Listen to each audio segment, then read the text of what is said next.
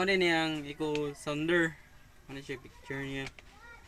Then sana siya ka bridge equipment sa barko nga makatabang nimo para ug maabot ka sa porto or pantalan kaniri mo siyang lantawon ug pwede ba ka mosulod ng pantalana kay siya diri naman nimo makita og lawom ba or mabaw nga bahin ang pantalan nga imong giag padung sa pantalan nga imong agian para di po ka musangya din yung barko.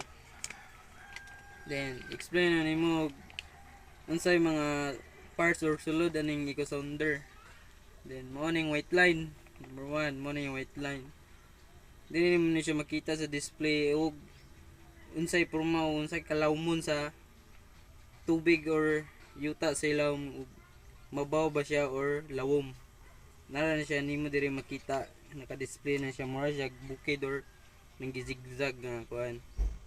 Then ang alarm tingog na siya og kintahay imuhang yagian nga dagat is mabaw nga bahin.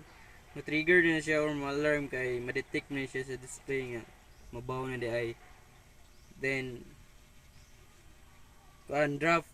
Ang draft nagpakita na siya og mahibaw-an na nimo og unsay ka say lutaw sa imong barko gikan sa keel to kuan sea level sa imong barko. Then ang gain mao kini kahimo og kakusgon o kahinayon sa eco signal para makita klaro ang ilam sa dagat. Then ang mark, so ang mark kintahay og na kay gustong i-point nga kalawmon sa dagat or ka mabawon, then gusto nimo siya makita og balik para may bawaan mo asa to dapit. Tuplugan nimo din siya mark kaning dapitang area na mark mo ni.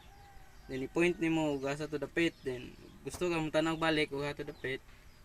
Nanay siya naka-mark daan sa display.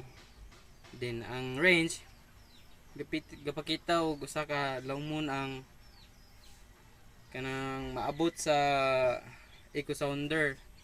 Pero depende po nimo og kanang depende po nimo og adjustan nimo siya sa kuan kay depende mo na kalawmon sa dagat or yuta.